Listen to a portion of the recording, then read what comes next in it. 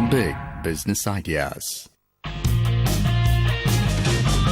सीढ़ियां उन्हें मुबारक जिन्हें छत तक जाना है। मेरी मंजिल तो आसमान है, अपना रास्ता मुझे खुद बनाना है। और आपके व्यवसाय के आसमान तक पहुंचने वाले रास्ते पर एक बार फिर से शिल्पा भावना आ गई है लेकर आपका हमसफर। Big business ideas powered by Tap Fox, beyond socialising. Make in India Bharat सरकार द्वारा शुरू किया गया ये एक ऐसा इनिशिएटिव है जो देश की जीडीपी को बढ़ाने में अपना योगदान देगा। लेकिन भारत में आज भी ऐसे बहुत से सेक्टर्स हैं जिन्हें अभी तक एक्सप्लोर नहीं किया जा सका। आज अगर कोई एंटरप्रेन्योर ऐसे ही किसी सेक्टर को एक्सप्लोर करके मेक इन इंडिया में सहयोग देता है तो सरकार से उन्हें क्या क्या सहयोग मिल सकते हैं, ये बताने के लिए हमेशा की तरह हमारे स्टूडियो में आ रहे हैं the author of the business books, the philanthropist, the big business expert mister Sunil Kumar Gupta. नमस्कार सर। बहुत बहुत स्वागत है आपका, प्लीज आइए। सुनील जी, आज हमारे देश में हम सभी लोग चाहते हैं कि मैन्युफैक्चरिंग बढ़े, इंडस्ट्रीज बहुत ज्यादा ग्रो करें। उसके लिए बहुत समय से लोग काम भी करते आए हैं, लेकिन आज एक नई चीज उभर कर सामने आई है और वो है मेक इन इंडिया। तो क्या कुछ इसके अंदर खास है और क्यों हमें जरूरत है मेक इन इंडिया की आज के समय में? पिछले सालों में अगर हम 13-14 की बात करें तो जो हमारा मैन्युफैक्चरिंग सेक्टर था उसकी ग्रोथ माइनस में हो गई थी। -0.7% हमारी ग्रोथ रेट थी। देश की जीडीपी बढ़े, उस जीडीपी में मैन्युफैक्चरिंग सेक्टर का योगदान बहुत जरूरी है जी, क्योंकि उसका एक बहुत बड़ा परसेंटेज रहता है। बहुत बड़ा परसेंटेज भी है और साथ में मैन्युफैक्चरिंग एक्टिविटी से बहुत सारी एक्टिविटी जुड़ी हुई हैं। जब एक फैक्ट्री लगती है किसी एक चीज को मैन्युफैक्चर करने के लिए तो उसके पार्ट्स को मैन्युफैक्चर करने के लिए और उसकी जो बहुत सारी इंडस्ट्री और फैक्ट्रीज लगती हैं, बहुत सारे सर्विस यूनिट लगते हैं, बहुत सारे ट्रेडिंग यूनिट लगते हैं, तो एक इंडस्ट्री बहुत सारी इंडस्ट्री, बिजनेस हाउसेस को, सर्विस सेंटर्स को, उन सबको जन्म देती है। तो वो उनका मूल बन जाती है। इसीलिए मैन्युफैक्चरिंग सेक्टर को बूस्ट देने के लिए सितंबर 2014 में मेक इन इंडिया कॉन्सेप्ट को लॉन्च किया गया। अलग कैसे है ये? पहले से भी बहुत काम हो रहा है, कैसे अब मैन्युफैक्चरर्स के लिए अलग है ये? मैं जरूर बताऊंगा कैसे अलग है, क्योंकि देखिए ये जो नई concept I make in India, इसके 4 पिलर हैं जिसपे ये मेक इन इंडिया की पूरी कॉन्सेप्ट खड़ी है। एक तरह से सोचा जाए तो उनको अगर हम देखेंगे तो आप सचमुच कहेंगे ये इसमें नयापन है। तो उसमें क्या है, सबसे पहला अगर हम देखें तो है न्यू प्रोसेसेस। नए प्रोसेस का मतलब जैसे ईज ऑफ डूइंग बिजनेस हो गया कि हर चीज का प्रोसेस नया। कि पहले जिस काम को शुरू करने में आपको 3 से 6 महीने लगते थे, अब उसको 1 से 3 दिन लगते हैं। तो न्यू प्रोसेसेस। दूसरा हो गया न्यू इंफ्रास्ट्रक्चर। तो न्यू इंफ्रास्ट्रक्चर में हमने, अब आपने देखा होगा, इंडस्ट्रियल कॉरिडोर बनने शुरू हो गए हैं और स्मार्ट सिटीज बननी शुरू हो गई हैं। और आईटी के लिए हम एक बहुत बड़ा आईटी का इंफ्रास्ट्रक्चर डेवलप कर रहे हैं जिससे कि हम देश के कोने कोने में आईटी को पहुंचा सकें। तो न्यू इंफ्रास्ट्रक्चर में हम ये भी ध्यान रख रहे हैं कि जो हमारे आईपीआर के पेटेंट, ट्रेडमार्क, कॉपीराइट राइट थे, उनके लिए भी एक ऐसा इंफ्रास्ट्रक्चर तैयार हो जिससे कि उसमें समय ना लगे।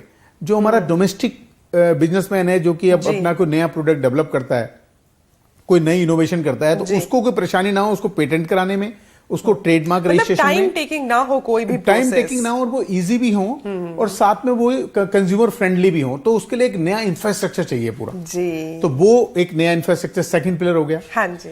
और एक पिलर है इसमें न्यू सेक्टर्स जी। न्यू सेक्टर्स का मतलब हो गया कि गवर्नमेंट ने नए सेक्टर जैसे कि रेलवे में, डिफेंस में, फार्मा में 100% एफडीआई लागू कर दी। बिल्कुल। और साथ में 25 सेक्टर आइडेंटिफाई किए। ओके, कुछ और नए सेक्टर आइडेंटिफाई किए और उनमें बताया कि इन सेक्टर्स में हमारे देश में क्या ग्रोथ ड्राइवर हैं। कि यदि डोमेस्टिक बिजनेसमैन या बाहर से कोई आके हमारे देश में इंडस्ट्री लगाता है तो उसको क्या बेनिफिट होगा। चौथा है न्यू माइंडसेट। तो न्यू माइंडसेट चौथा जो है, उसमें यह हुआ कि अभी तक क्या होता था, सरकारें जो थी वो एक रेगुलेटर का काम करती थी। वो ये बताने में रहती थी आपने ये नहीं करना, आपने ये गलत किया है, आपने ये गलत करोगे तो ये हो जाएगा, ये करोगे तो ये होगा। तो उसने बोला कि हम पार्टनर बनेंगे, आप बताओ क्या करना चाहते हो, सरकार आपके सहयोग करेगी। तो माइंडसेट चेंज किया। तो इसमें मेरे को लगता है चारों पिलर्स में से चारों बहुत इंपॉर्टेंट हैं, लेकिन सबसे इंपॉर्टेंट इसमें सेक्टर वाला पिलर है। हाँ। कि न्यू सेक्टर्स जो हैं जी, वो सबसे इंपॉर्टेंट है। ये जो आपने बात कही कि मेक इन इंडिया के हमारे 4 स्तंभ हैं, तो वाकई अगर देखा जाए तो हमारे अशोक चिन्ह की जो सिंह की दहाड़ है वो लोगों तक तभी पहुंच सकती है जब वो चारों स्तंभ पूरी तरह से स्ट्रांग हो। लेकिन क्योंकि आपने कहा कि खास तौर पे वो जो नए सेक्टर्स हैं वो बहुत ज्यादा इंपॉर्टेंट है, तो आज के हमारे जो गेस्ट हैं वो ऐसे ही एक नए सेक्टर से बिलोंग करते हैं। उन्हें बुला लिया जाए। जी बिल्कुल। दोस्तों, आज के हमारे मेहमान एक ऐसी शख्सियत हैं जिन्होंने अपने जीवन की शुरुआत हमारे देश की एक छोटी सी जगह मुरादाबाद से की। उसके बाद आप अपनी पढ़ाई करने के लिए यूनाइटेड किंगडम गए और ख़ास बात यह है कि यूके में अपनी पढ़ाई पूरी करने के बाद आपने जब मैन्युफैक्चरिंग में अपनी इंडस्ट्री लगाने के बारे में सोचा तो आपने किसी और देश को नहीं बल्कि अपने देश भारत को चुना और यहाँ की मिट्टी को हर्बल की खुशबू से महकाया। Please welcome the executive director of Jovees group mister Yuvraj Ahuja. नमस्कार। बहुत बहुत स्वागत है। Thank you. नमस्कार सर। Please welcome.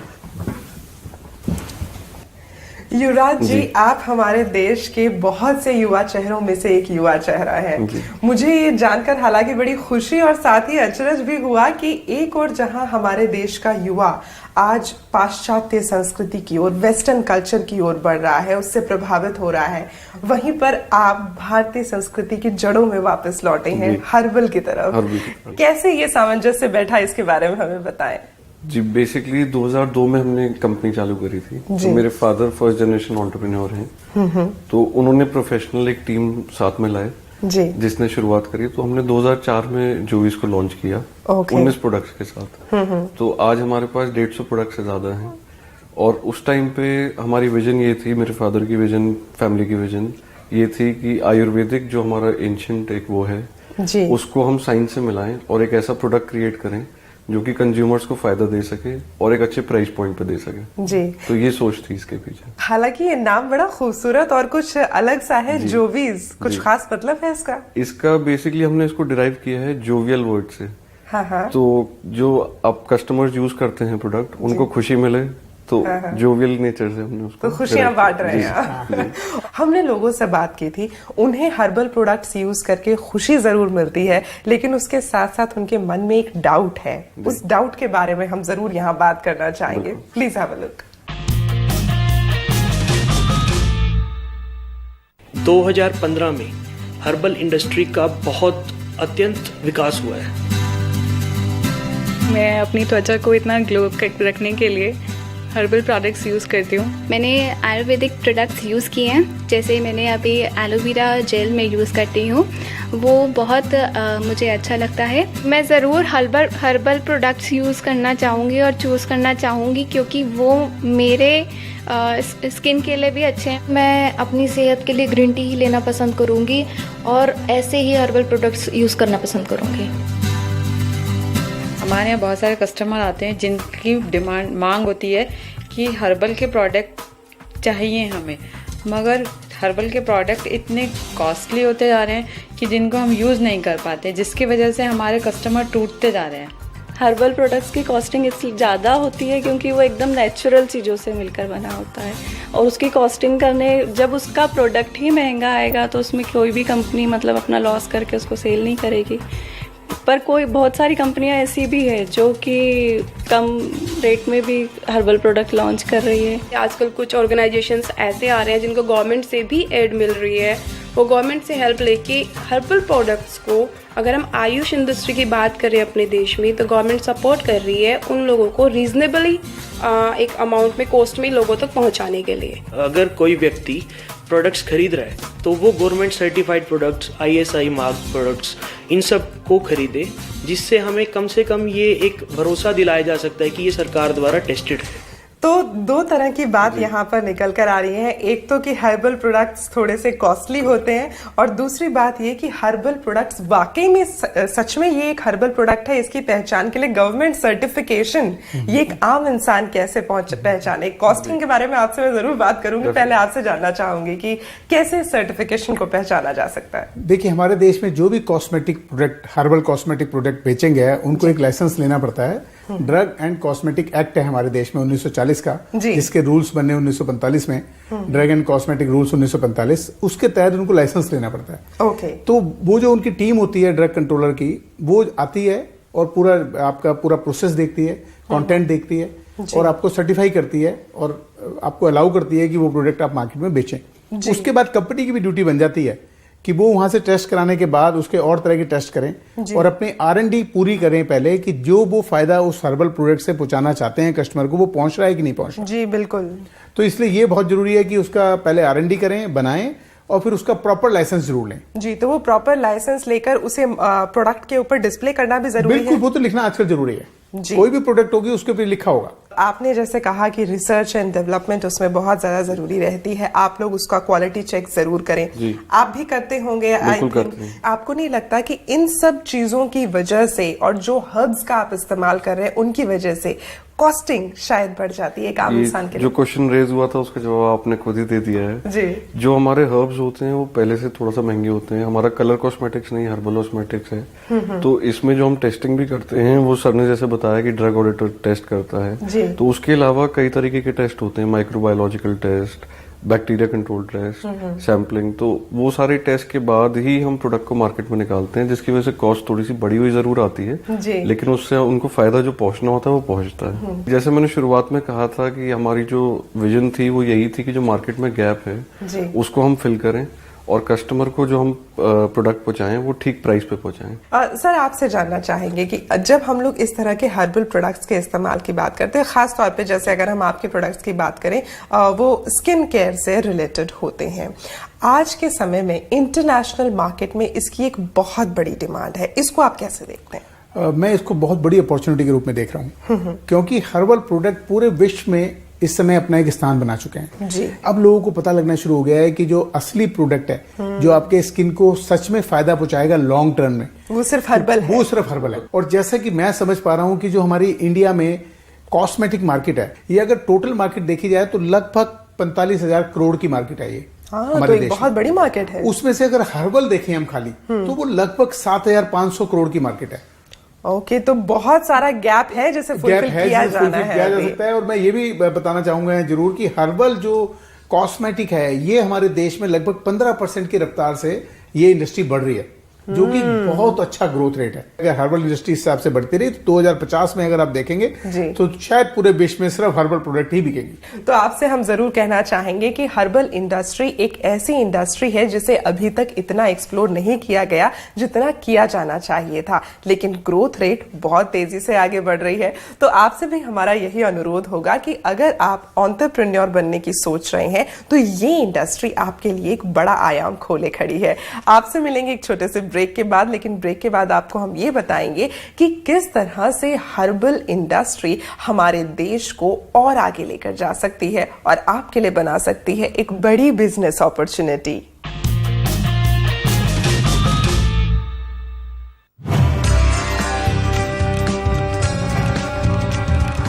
भारत का विकास लाखों MSMEs की कामयाब कहानियों से जुड़ा है, क्योंकि हर MSME के पास होता है बिजनेस करने का इनोवेटिव आइडिया। और अगर आप भी कर रहे हैं अपने बिजनेस में कुछ अलग या नया, तो आइए और बनिए हमारे मेहमान। Only on big business ideas. Write us on info@bigbusinessideas.in।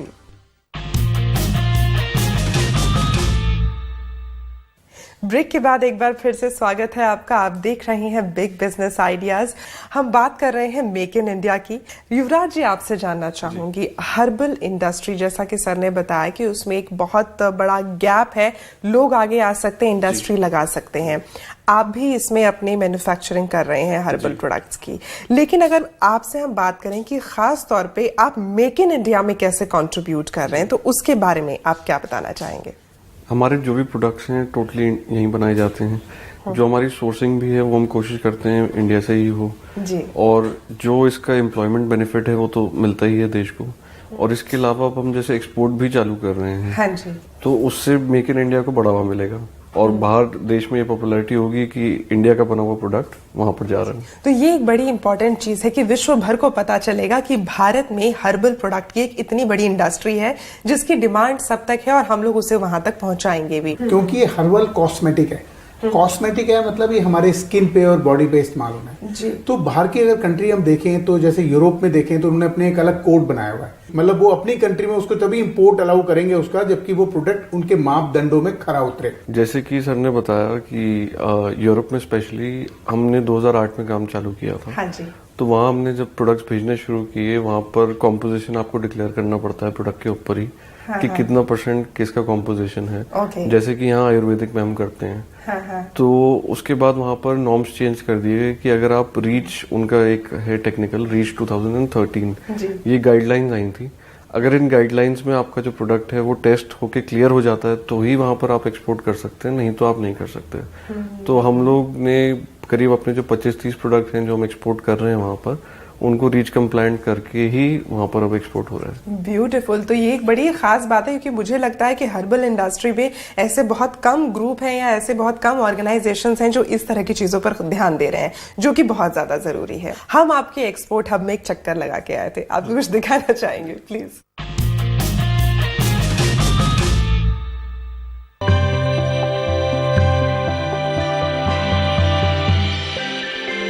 जोविस में एक स्पेशलिटी ये है कि प्रिजर्वेटिव, कलर और परफ्यूम ये तीनों चीज 100% नेचुरल सोर्स से मिलता है। कस्टमर्स को ये अश्योर करना चाहती हूँ कि जोविस के सारे प्रोडक्ट्स नेचुरल हैं, 100% सेफ हैं एंड टेस्टेड हैं। Before I sell it to the market I feel कि मुझे लगता है कि वो पहले मुझे अपने ऊपर चेक करने चाहिए।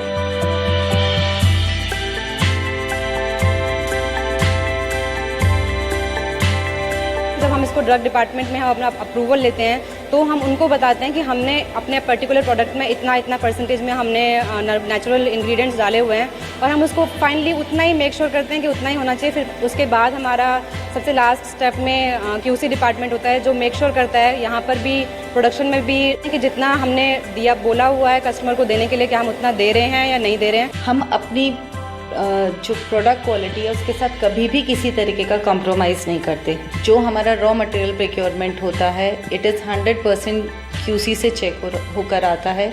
हमारे सारे सप्लायर्स जो हैं वो सर्टिफाइड हैं। अभी जोविस हम फ्रांस में एक्सपोर्ट कर रहे हैं, श्रीलंका जाता है, हांगकांग जा रहा है and some parts in Australia as well. मेरा टारगेट ये रहेगा कि जोविस हर पार्ट ऑफ यूरोप में अवेलेबल हो। हम सबसे पहले हम बैच लेते हैं, हम पहले उसको अपने एंड पे जब R&D करते हैं तो उसमें हमें जो डालना है, हमें जो कस्टमर को देना है हम वो डालते हैं और फिर उसके अकॉर्डिंग हम अपना MRP रखते हैं। हमने अपने प्रोडक्ट्स को बहुत ही पॉकेट फ्रेंडली बनाया है। दे आर ना तो वो बहुत ज़्यादा प्राइस्ड हैं और ना ही बहुत लो प्राइस्ड हैं।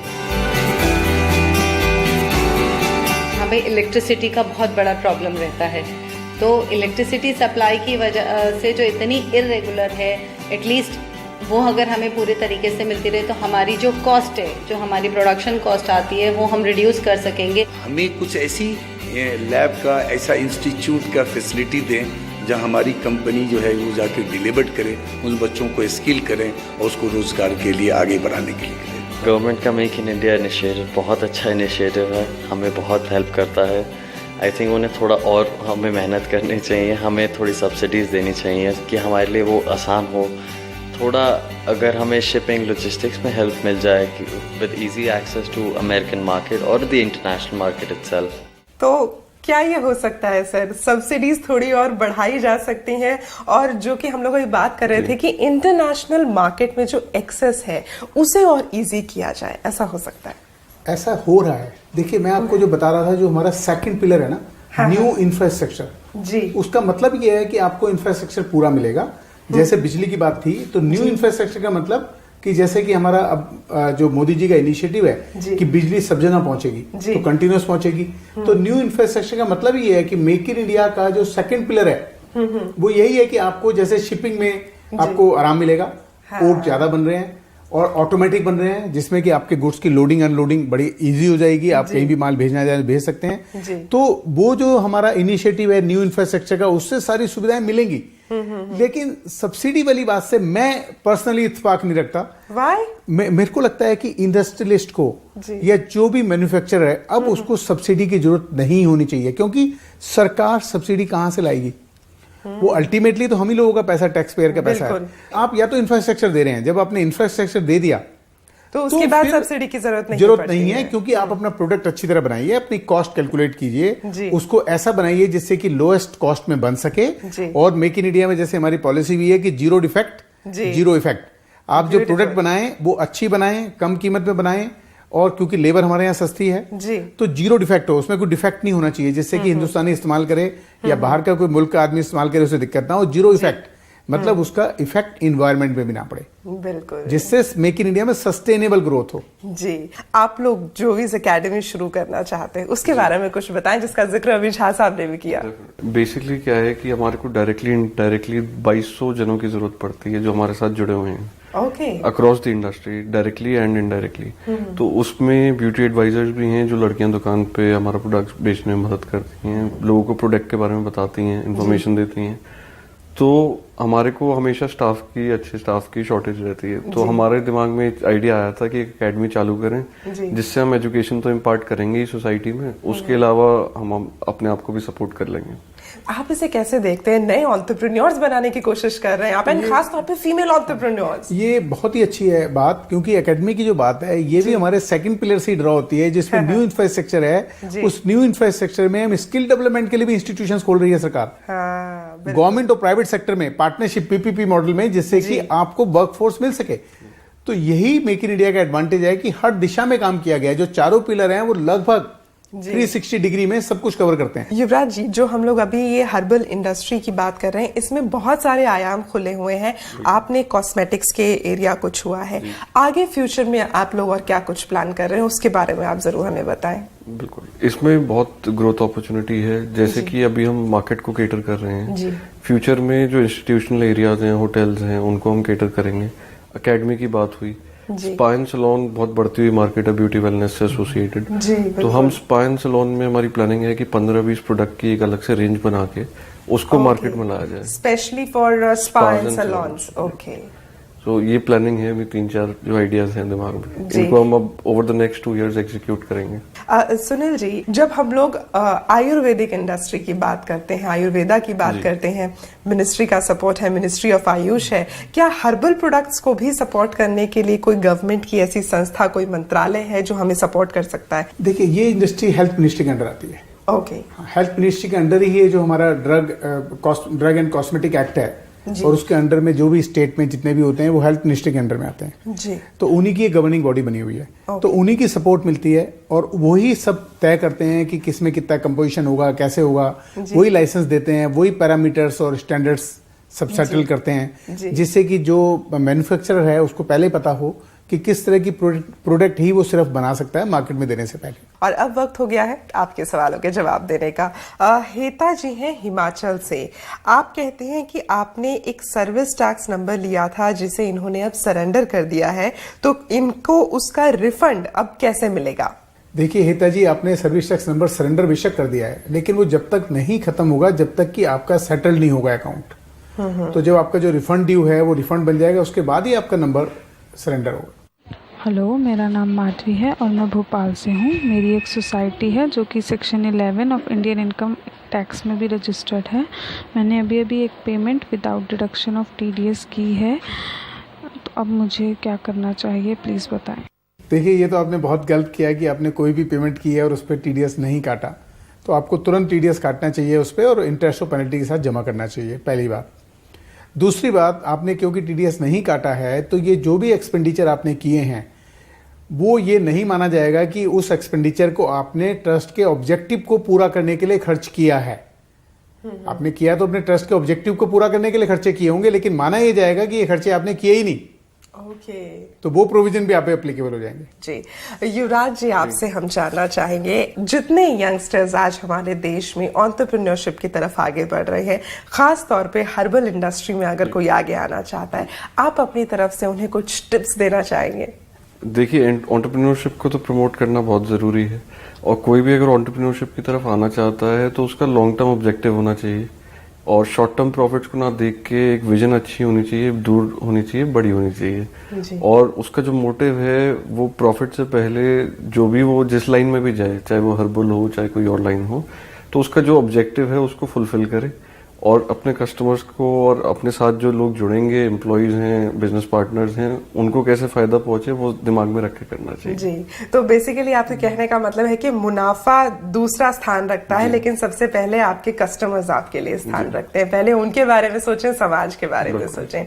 हमारे पास आपके लिए कुछ खास है, बताऊंगी उसके बारे में, लेकिन उससे पहले आपका हमारे सभी उद्यमियों के लिए आज का बिजनेस मंत्र। क्योंकि हर्बल कॉस्मेटिक प्रोडक्ट की बात चल रही है तो मैं कहना चाहूंगा कि हेल्थ सबसे इंपॉर्टेंट होती है। अगर आपका हेल्थ ठीक नहीं है तो आप अपनी बुद्धिमत्ता का प्रयोग नहीं कर सकते, आप अपनी क्रिएटिविटी को शो नहीं कर सकते जी, और आप अपनी इंटेलिजेंस को अप्लाई नहीं कर सकते, और वेल्थ आपके किसी काम की रहेगी नहीं। तो इसलिए सबसे जरूरी है कि अपनी हेल्थ का ध्यान रखें। जी, तो सबसे पहले सेहत का ख्याल रखा जाए, उसके बाद किसी और चीज के बारे में सोचा जाए। युवराज जी, अब जैसा कि मैंने आपको बताया था कि अब हमारा एक खास राउंड है शिल्पा भावना स्पेशल, और ये एक रैपिड फायर है। तो इसमें मैं आपसे जो सवाल पूछूंगी उसके आपको बहुत जल्दी जल्दी से जवाब दे रहे हैं। तैयार है आप? चलिए शुरू करते हैं। पहला सवाल आपके सामने है, क्या ज्यादा इंपॉर्टेंट है, किसी प्रोडक्ट को बनाने से पहले उस पर रिसर्च और क्वालिटी चेक करना, या फिर प्रोडक्ट बनाने के बाद उसकी मार्केटिंग पर जोर देना? रिसर्च और क्वालिटी चेक करना। आपको बताना है कि हर्बल कॉस्मेटिक सिर्फ महिलाओं की ही जरूरत है या पुरुषों की भी है? पुरुषों की भी है। हम जानना चाहेंगे कि आजकल, क्योंकि ये एक धारणा बनी हुई है कि ब्यूटी और वेलनेस इंडस्ट्रीज में सिर्फ जो है महिलाएं ही आगे आती हैं, आप इससे सहमत हैं या नहीं? नहीं।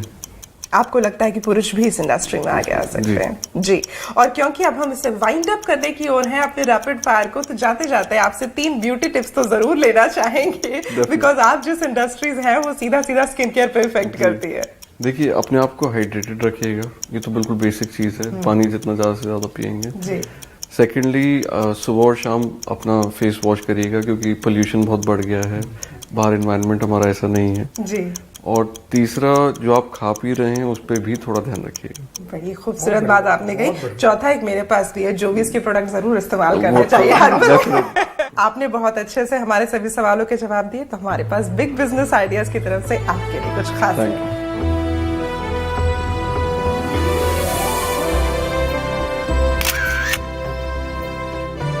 दोस्तों, ये सच है कि पहाड़ चढ़ने का सिर्फ एक ही उसूल है कि उस पर दौड़ कर नहीं, झुक कर चढ़ो। हमारा बिजनेस भी हमसे यही मांगता है कि बिजनेस की ऊंचाइयों पर तो चढ़ो, लेकिन झुक कर, क्योंकि झुकने वाला हमेशा पाता है। ऐसे ही कुछ और नुस्खों और बिजनेस लॉज की जानकारी के साथ अगली बार फिर होगी मुलाकात। आज के लिए शिल्पा भावना को दीजिए इजाजत। Thank you so much. जय हिंद।